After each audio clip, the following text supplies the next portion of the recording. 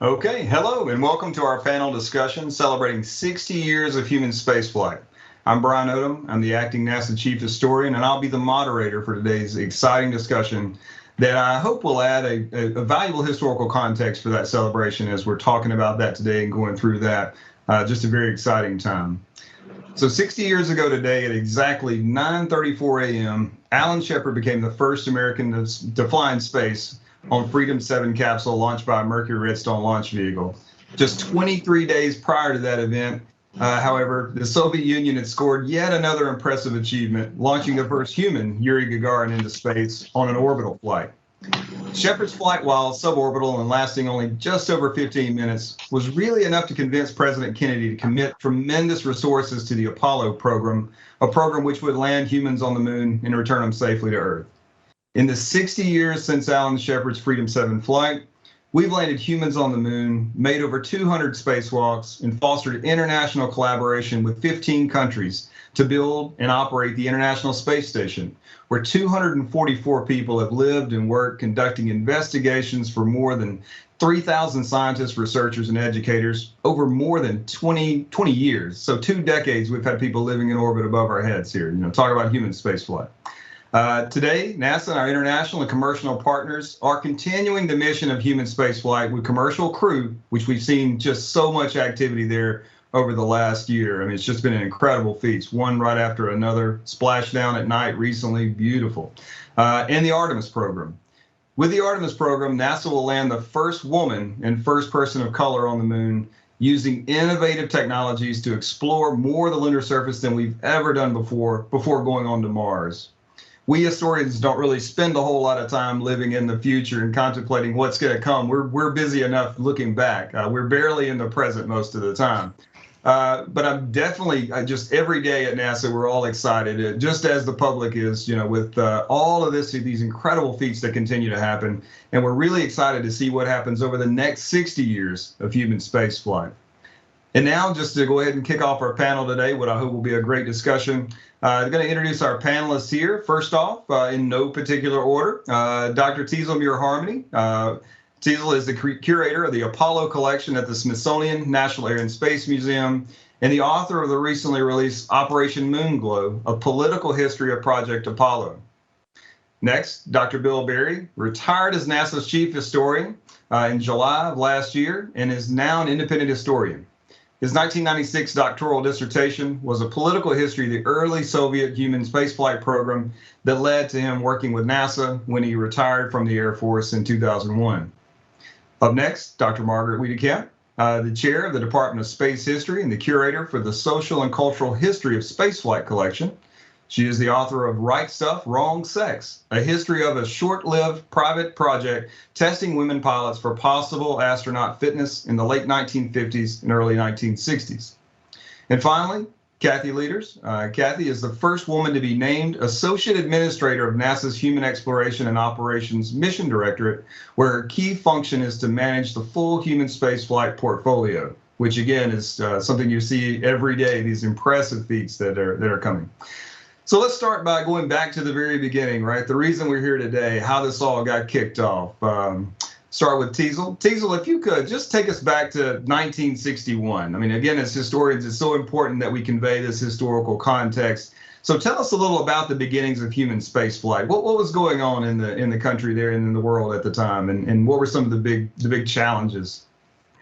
Sure. So I'll take us back to 1958 when Project Mercury was first announced. And so at the very beginning, the establishment of NASA, they announced this human spaceflight program. And it was somewhat sort of subsumed from an Air Force human spaceflight program, Man in Space Soonest. And the objective was relatively basic at the time. It was to orbit a human around the Earth and then determine whether or not they could function well in space and then recover them successfully. So relatively straightforward. And the astronaut class was announced in 1959. This was the Mercury 7. They were They were all people who had background in military. They had a minimum requirement of flight time. Many of them far surpassed that. They all had to be less than 5'11", and they also had to have degrees in physical sciences or engineering. And so this is a class of 7 people selected from about 500 people. It was a huge sensation when the news was announced in this press conference. They became celebrities instantly. People were so fascinated by them and their lives, and it was really clear that human spaceflight would draw a lot of attention for the American space program. And then you have the first American human spaceflight with Alan Shepard's flight in May of 1961.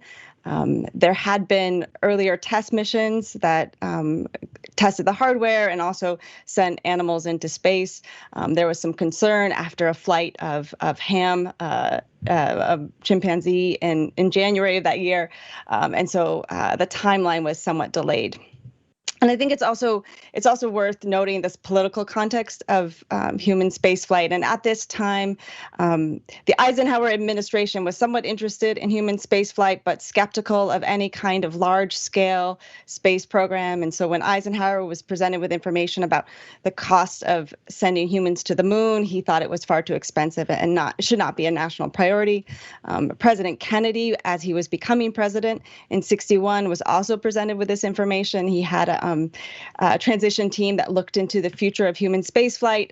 He also was somewhat skeptical, and he pushed off the decision till the fall. He didn't think it made sense to really prioritize it at that time. He himself, he wasn't terribly interested in spaceflight. He had other priorities when he became president, but things very quickly changed, especially with the flight of Yuri Gagarin in April of 1961, and this really just completely changed the trajectory of the American space program. So the Soviet Union successfully launched Yuri Gagarin into orbit. It was a huge global phenomenon. People around the world were paying attention. It made newspaper headlines, and analysis that was given to President Kennedy suggested that, well, the launch of Sputnik in 1957 really shocked the world, which was significant. Gagarin's flight impressed them. And this is a moment when you're in the Cold War, and the United States and the Soviet Union were competing for global influence, and they wanted to win the hearts and minds of the world. They wanted to win alignment from other countries. There was a huge number of newly independent nations with the end of colonialism. And so the expectation was that space flight was going to be really essential for winning these alliances and also shaping the political and social trajectory of these countries. So trying to convince people to choose communism or democracy. And so Kennedy was quite concerned, and he was someone who was very attuned to public opinion. And then a few days after Gagarin's flight, you have the failure at the Bay of Pigs, which was a CIA-backed invasion. And it became very clear to Kennedy that the United States had to do something to regain this international prestige, international standing. And so he asked his advisors to find him a space program that promises dramatic results we can win. Charged Vice President Lyndon Johnson with that goal.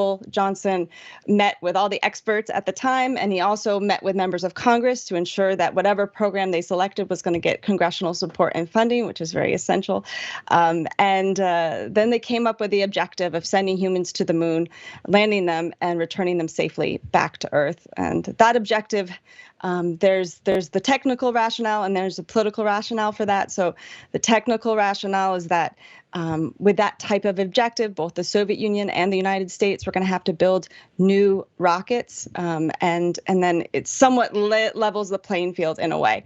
And then political objective is this idea that it is men and not machines that ignite the imagination, capture the imagination of the world. And because Kennedy was pursuing a very highly impressive space program to win the hearts and minds of the world, that was essential. And so he decided on the Apollo objective of sending humans to the moon.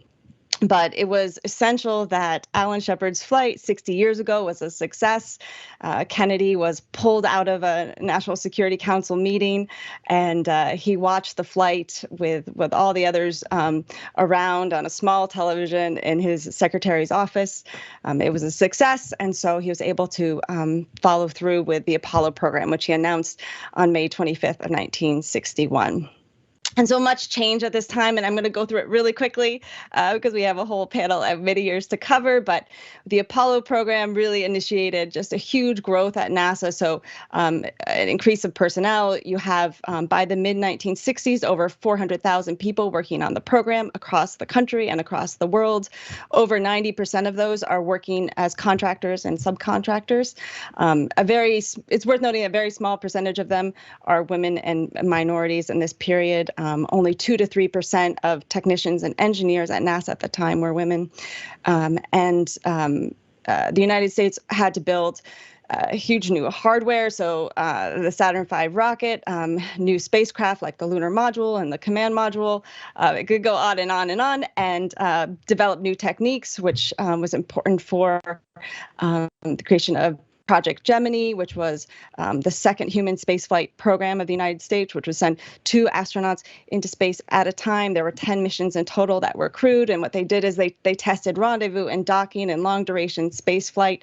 One of those missions lasted 2 weeks, which this information was essential for traveling to the moon, especially with the approach that was chosen for the moon lunar orbit rendezvous. We can go into that more if there's interest. And then you have the Apollo missions, starting with Apollo 7 as the first crewed mission in the fall of 1968. The United States sent humans on an orbital flight around the moon first in December of 1968. And the first lunar landing was July of 1969. And the last time the United States sent humans to the moon was in 1972. There were additional astronaut classes recruited throughout this time. Some of the criteria changed, and so over time they lessened the required number of flight hours and increased the criteria for education and increased the height limit as well, and decreased the age limit too. But what you still have with all the astronauts, American astronauts in this period, they're all white men who have significant backgrounds as pilots. And then after the Apollo program, Nixon really changes the trajectory of the American space program. He doesn't think that human spaceflight should be the national priority or the highest national priority. It should be one of many national priorities. And so he shifts the attention. He pursued the shuttle program, which we'll talk a bit about more. I believe Margaret will speak about that. But there was also the Apollo applications program, which used some of the Apollo hardware, including the Skylab mission. So this was a American space station, and it had 3 crewed missions. And then also importantly, the Apollo-Soyuz test project in 1975, and this was a joint mission with the Soviet Union, and American astronauts trained with Soviet cosmonauts and had a joint mission in space in 1975. And I think I've run out of time. There's so much more to say, but I'm sure we will continue the discussion later on. No, Teasel, the degree of difficulty there is, just so many impressive things to go through. But I think one of the key things, the big takeaways for me just then was and we could talk about this later, but, the importance of presidential leadership, the importance of,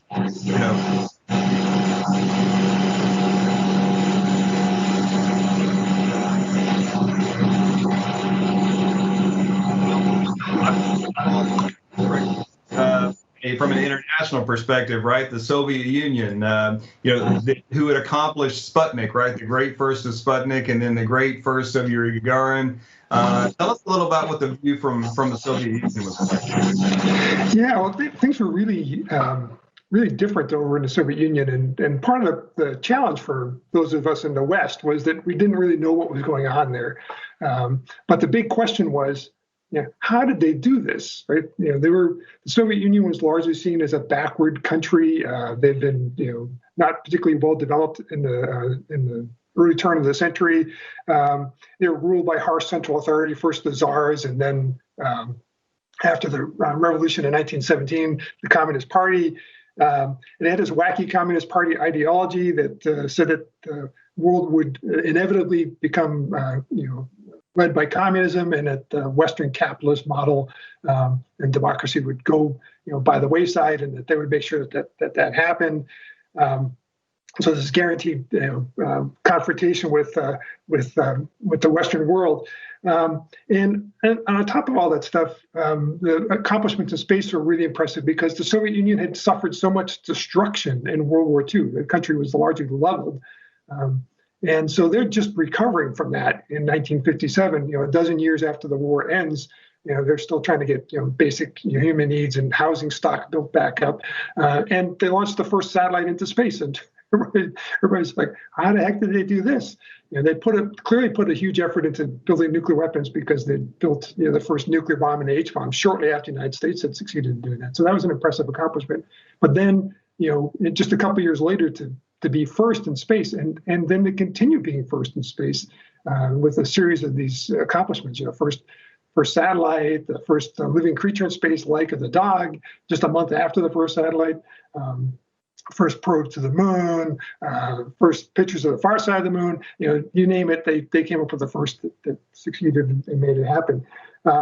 So this is a really strange thing for most people in the West to wrap their minds around about what was going on and how did they make this happen. So the Soviet government's explanation was it's because of their ideology. Communism was clearly the wave of the future, and so we would, of course, we're first in space because we're better than the United States and our system of government's better, and that goes to all those countries that Teasel mentioned, all those newly independent countries. Many of them needed to develop quickly too, and they thought, well, maybe the Soviets know something nobody else does about how to develop quickly. Clearly, they're beating the West in space. But while that was what the Soviet government explanation was, we now know, of course, that one of the main reasons why they were successful in space is because they had a really small, highly nimble, extremely dedicated, and very good team of engineers and scientists led by a guy named Sergei Pavlovich Korolev, who was their genius behind their space program, and who was kept secret, by the way. The Soviets said they were keeping him secret to protect him from assassination by the West. In reality, I think they kept him secret because they didn't want him getting too much authority and the ability to speak out on his own, because he was really dedicated to space and not so much into developing missiles and military systems. And that was not what the government needed. In fact, one of the problems the Soviets had was that they really had suffered heavily in World War II, and they had very limited resources. And so the Communist Party leadership is trying to make itself look like it's ahead. So they dedicate effort to the space program and to achieving these firsts. And meanwhile, they try and balance the other things. So Korolev and his team are kept under a pretty tight leash. And they generally only got approval to do projects that they were interested in doing as a result of them making the argument that if we do this, we can beat the Americans and it'll make us look good. And Khrushchev, the leader of the Soviet Union at the time, he loved that. He thought that was great. That was a way to keep America in its place, and protect his country, and to make the appeal of communist ideology stronger around the world. So they had a very dedicated system where they would watch what the United States was doing, because, of course, we operated in the open, and it was easy to find out what we're doing. And they'd identify things that they could do that they thought they could beat the United States in. They had the advantage of having not only Korolev and his incredible team, but they also had a really large launch vehicle, what's known as the R-7. The modified versions of it, now known as the Soyuz launch vehicle. It's the same basic launch vehicle, was used for Sputnik and Gagarin, and we still use it to launch humans into space. So they had that launch vehicle, and they had the advantage of watching what the United States was doing. So they pick and choose things to concentrate their efforts on to beat the United States. The first satellite was one of those things, the first dog in space, first pictures of the moon on the far side. Those sorts of things were easy to do. In reality, the Soviet space program, for all of its propaganda value, was really pretty thin, particularly compared to the United States, where we were busy building, astronomical research satellites and spy satellites and communication satellites and navigation satellites. They weren't doing hardly any of that because they didn't have the resources to do it. They were focusing their space program on first. And of course, when the United States announced the Mercury 7, in the early ages, the Soviets, of course, immediately identified that's something we need to beat the United States in. They go out and secretly recruit a group of cosmonauts that they then train for flight. Yuri Gagarin gets selected in part not only because certain technical capabilities, but also because he fit the mold of being a good communist. His family had grown up as peasants.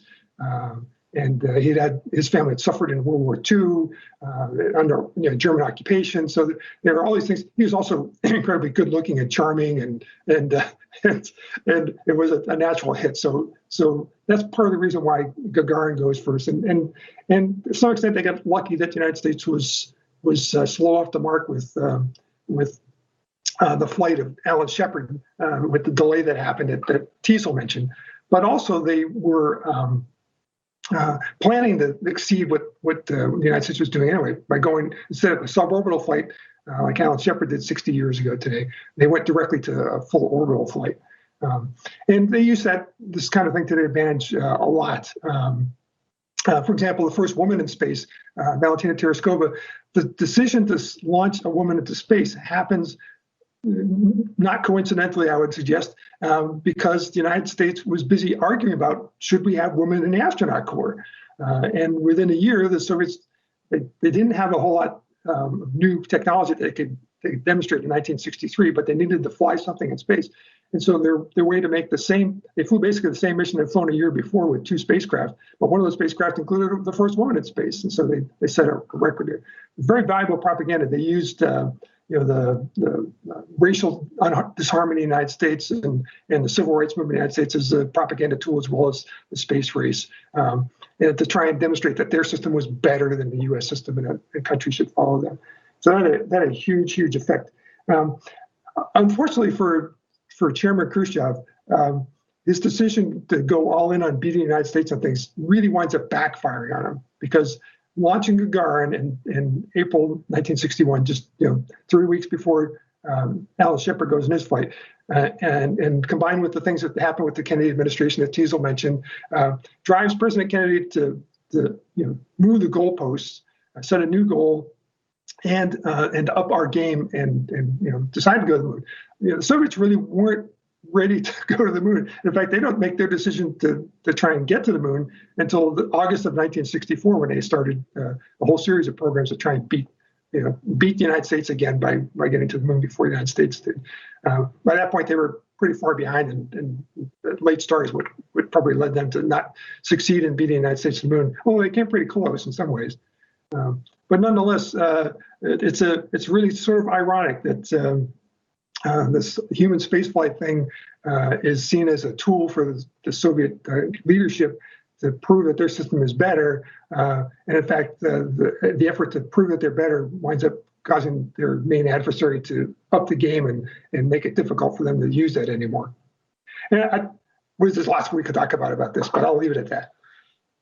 But that's great. But I think you see a lot of the same things Teasel talked about from the Soviet perspective, right? It's political leadership there as well, right? Because when Khrushchev is ousted, it changes things just a bit. It changes the decision-making process, and how interconnected these things are with the world of the 1960s here in America, the civil rights movement and Soviet attempts to take advantage of that. So, Margaret, I get that takes us to you. I mean, if you really, the astronaut corps as it's been laid out, starting kind of with the Mercury 7 here in the early years of this human space flight, definitely very white, definitely very male, as Teasel talked about.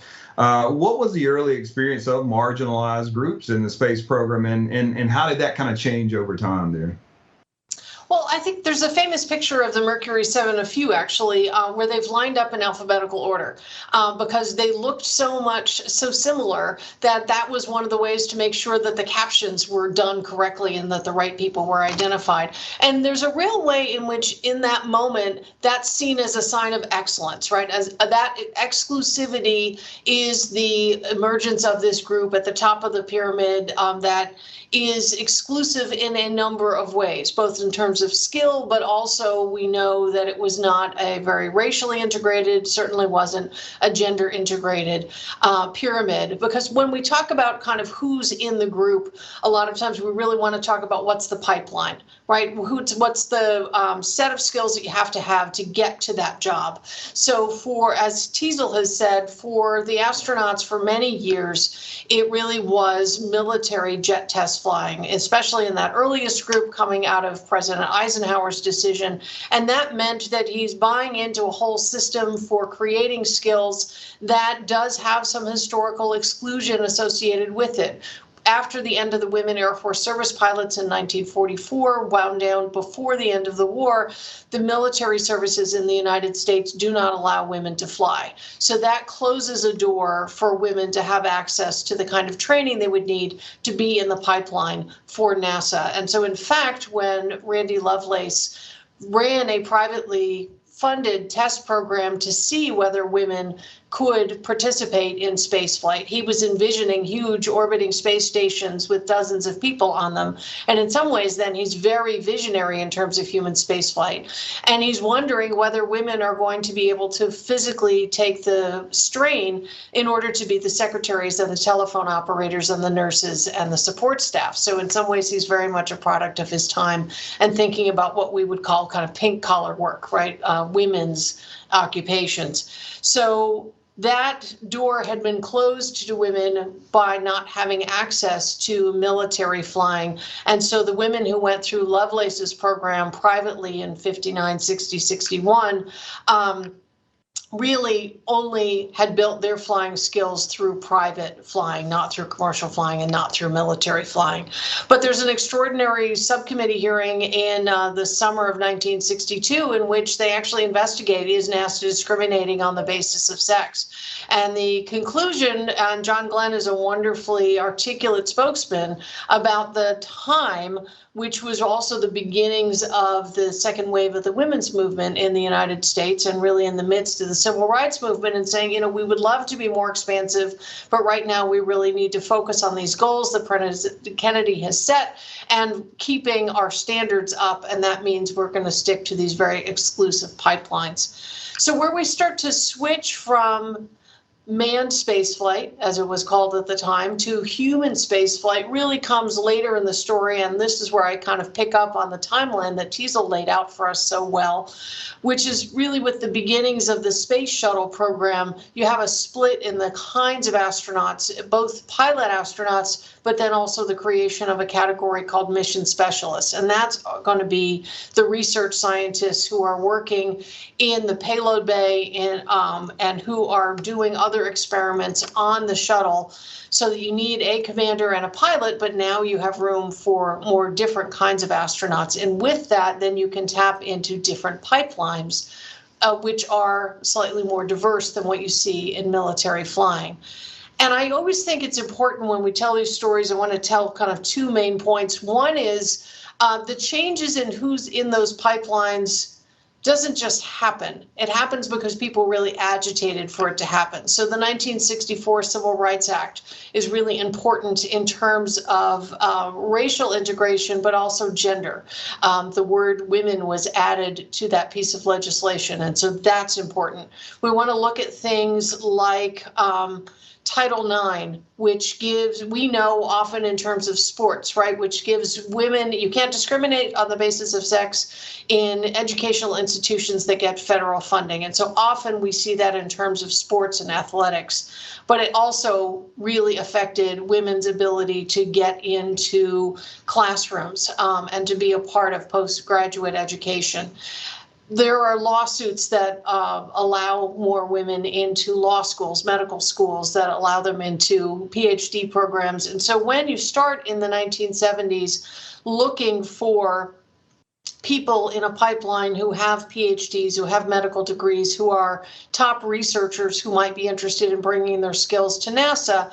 Now, all of a sudden, you're looking at a pipeline that has more women, that has more people of color, not because things have just magically gotten better, but because people agitated for real social change, real cultural change, and real legal change that allowed them to participate. So even things like the Equal Rights Amendment, the ERA, which was passed in 1972 but never ratified, it's one of the places where you begin to see that change in military flight training, is actually the military services are interested in getting ahead of that change, right? They don't want to wait for it to be shoved down their throats and have to include women in their training. So they actually, Elmo Zumwalt at the Navy is one of the first to say, you know, we're going to take this on and we're going to integrate women into flight training on our own terms. So we start to see pipelines that are going to be more diverse and are going to allow us to really move towards human spaceflight. And the second part of the story that I want to tell is really that for that 1978 class of shuttle astronauts, as the space shuttle program is being developed, an orbiter that will be reusable, that can have larger crews, both pilot astronauts, but also mission specialists who would be working with satellites, working with experiments. They start thinking about having that face of the astronaut corps, that most public face of human spaceflight, although certainly not all of human spaceflight, as I'm sure Kathy will talk to us about, be a little bit more something. In the 1970s, the exclusivity of the 1950s, which seemed very much a mark of excellence, now seems out of step with the times. They need an astronaut corps that looks like the face of America. And so they open up the program and the recruitment, and what NASA finds when they start digging into the applications for the 1978 class is that not as many women, not as many people of color as they had hoped were applying. And they realize they have a legacy of past discrimination. People know that there have been talented African Americans and Asian Americans and women who have been applying to the astronaut corps through the 1960s and never being considered. They need to go out and recruit. And the story that I always love, which is true, is that when they were starting to think about how do we show a vision of men and women of different races working together on a spaceship, one of the best visions was Star Trek. Right, that television program that was on air from 1966 to 1969 included that vision in part because Gene Roddenberry thought if he put men and women of different races on a spaceship together, clearly this is far, far in the future, right? That immediately sets that setting, but it became a very important symbol. It was something Nichelle Nichols, who was the actress who played Lieutenant Uhura as the African-American communications officer on that bridge crew, was a really important symbol on television because she was someone, an African-American woman in a role that wasn't a maid. And in fact, she had decided to quit the show after the second season, and no less than Dr. Martin Luther King Jr. asked her to stay on the show because he said, if you let that door close, who knows how long it will be before it opens again. So she had gotten interested in actual spaceflight through her role as a crew member for imaginary spaceflight. NASA regularly sent people to talk to space science fiction conventions because they knew there was a lot of overlap there from the imagined and the real in terms of interest and passion. And so actually James Fletcher, the NASA administrator, approached Nichelle Nichols and eventually hired her to do a public relations campaign for NASA in that 1977-78 moment to say, come, we're open, there's space for everyone. And really, that was, in many ways, I think, an important turning point for human spaceflight in terms of the astronaut corps. That recruitment made a real difference. There were over 8,000 applicants for that 1978 class that eventually produced 35 astronaut candidates, 6 of them women, 3 of them African-American men, and 1 Asian-American man. And so with that, you see the beginnings of a change for the most public face of human spaceflight, But these same social, cultural, political changes that have been changing the pipeline for the astronaut corps have been changing the pipeline for the engineering groups, for the life sciences groups. And you're starting to see more diversity, and both in terms of race and in terms of gender. And especially as the space shuttle program matured, as the Cold War ended in the early 1990s, and you start to really look at international space cooperation, then I think you also see increasingly a turn towards that international participation in spaceflight. And so the story of human spaceflight really has its roots in real people agitating for real change outside of NASA, and then also within NASA supporting that change. And I think the legal and social and cultural changes that allowed more diversity in the pipeline has allowed us to see some significant changes in who's doing the flying and also who's on the ground supporting that. So as we celebrate 60 years of human spaceflight, we really are thinking about human spaceflight because we've had women, we've had people of color, we have international participants who are regularly a part of human spaceflight, both in space and on the ground. Yeah, wonderful. I think you're right. Just this idea of an astronaut, the astronaut corps representing a larger discussion that's taking place in America, right, in the democracy. And you, as a historian, you see these, my own research in the civil rights movement in kind of its relationship to Apollo, and you see it not only in an astronaut. We don't see ourselves there, African Americans will say, and very publicly, right? We don't see ourselves in this class. We don't see ourselves having avenues or ways to get involved in the space program, either through STEM education or funding for our programs. And that becomes part of that incredible conversation. So yeah, that's a great point. And which I think, definitely leads us to today, right? I mean, so we've built this history, we've talked about the past and, and how it informs what we do today. And Kathy, Margaret just laid this out in an incredible way. So the composition of the astronaut corps today is certainly become much more inclusive, much more diverse and inclusive. Can you tell us a little bit more about the state of the Artemis program and kind of what we're doing now in human space flight, and maybe even talk a little bit about teams, right, and how you think teams actually function in this environment and in this inclusive nature?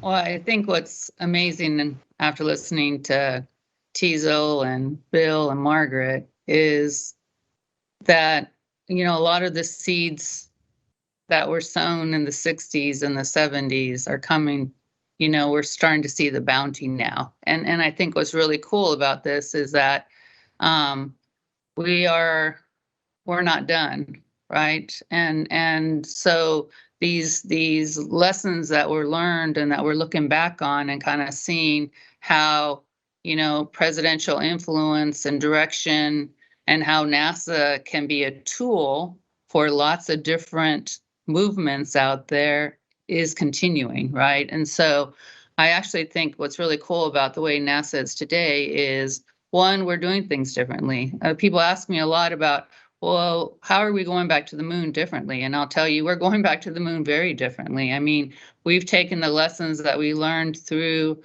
the 70s, 80s, the 90s, the 2000s, and we are now going back to the moon with our international partners. We're going back to the moon with our commercial partners, which is, I would say, another whole new realm. And really changing how we do our missions from one of us doing it, and it's a race, to how do we include as many people in our nation and in the world in our mission, right? It's about inclusion. How do I get as many people out there involved in our mission? Because this is a mission about humankind. Right. And that's a very different mission than what we were doing in the 60s. Right. While we're doing the same thing, we really view that us moving out and us solving these big problems is what helps us then as a species be able to solve the big problems that we have for our species. And obviously some of those are, how do we get the most out of every single person that's out there, right? And so we do go intentionally look at our workforce very differently. You know, we've all talked about this at the beginning, and I kind of did a speech where I said, hey, you know, for Halloween, one of my friends showed up as a nerd engineer, and guess what? She could show what that looked like. It had a white lab coat and a pocket protector and a pair of black rimmed glasses. But you know what was really cool about that was that was a 1960s prototype.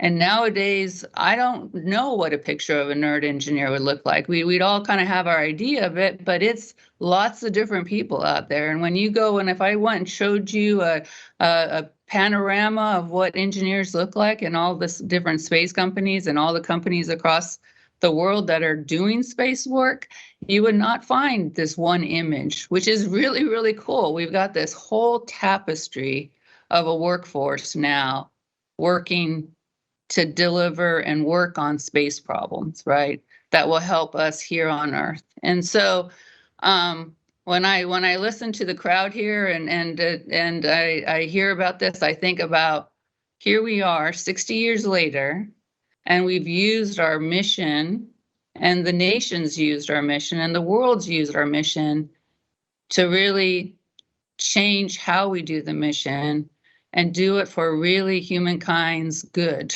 right? And I think that's an amazing story, and we should all be very, very proud of that.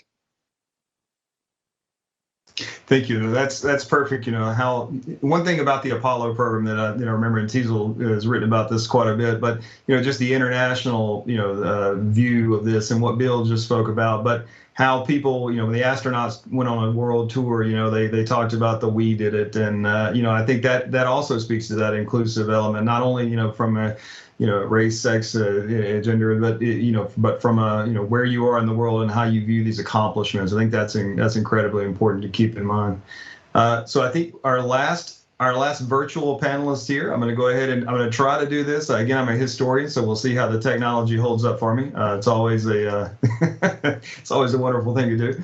But I have a pre-recorded video here from Jeanette Epps. Now, if you're not familiar with Jeanette she's assigned to NASA's Boeing Starliner 1 mission to the International Space Station, NASA astronaut, and just an incredibly awesome person. So let me see if I can start this out and see if we can get it going. And I'll share my screen, the wonders of Teams. Here we are. And here we go. Hello, everyone. I am NASA astronaut Jeanette Epps, and I'm excited to join you virtually to celebrate the 60th anniversary of Americans in Space. As we recognize this incredible milestone, and particularly today, it's easy to remember that Alan Shepard was a first. The first American in space, and the first to return to adoring crowds and parades. Celebrating first is important, but let's also remember that much important work follows the initial breakthroughs. 60 years after NASA's first crewed flight, NASA's mission has expanded, and we're still doing what was once thought impossible. NASA strives to explore space, drive innovation in science and technology, and implement our discoveries to improve our lives here on Earth. The Artemis program represents NASA's next steps in achieving these goals on and around the moon. Landing Artemis generation astronauts on the moon, including the first woman and first person of color, as well as establishing sustainable lunar exploration, are just some of our goals. I'm proud that our astronaut corps is becoming more diverse than ever before, and I know that this will help us achieve even more. Now, of course, landing on the moon isn't easy, even if we've done it before. It requires a common effort and new collaborations. The light has dawned on a second golden era of space exploration, and this is in large part due to our revolutionary teaming with international and commercial partners. Working together with our partners, NASA is now able to launch from American soil, harmonize efforts to make space travel safer and more frequent, as well as fuel new jobs and new technologies. It also allows us to re-engage with the American people and the world in a new and exciting way. Happy 60th anniversary of Americans in Space. Keep your eyes up as we will soon return people to the moon, where we will get ready for our next giant leap, human exploration of Mars. This is Jeanette Upps, NASA astronaut, signing off.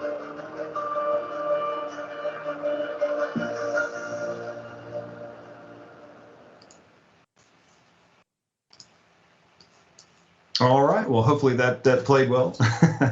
I just, it's inspiring to hear Jeanette talk about this. I mean, and I think it's, it's definitely reflective of what we've talked about here, where we are with commercial, international, all of these different partners that we have in a very, very dynamic environment.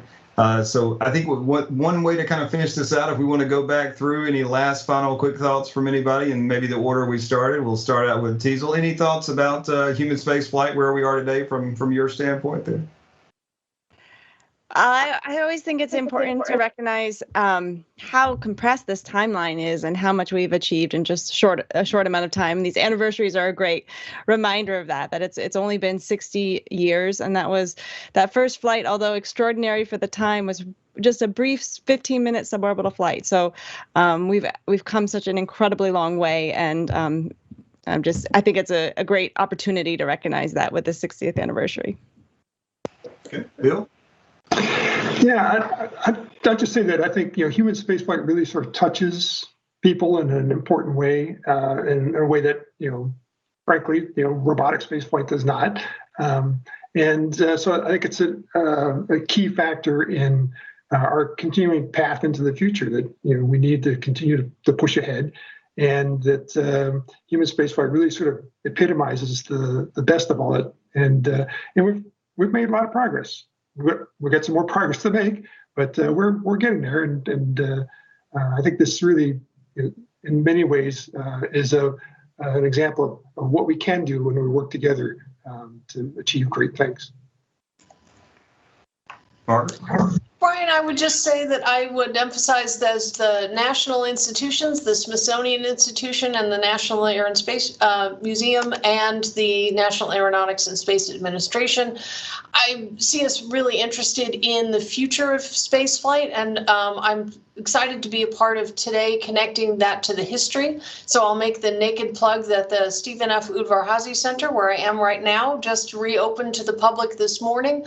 And if you come and visit, you will be able to see Freedom 7, Alan Shepard spacecraft, right next to Columbia, the Apollo 11 command module that brought Neil Armstrong and Buzz Aldrin and Michael Collins back from the moon.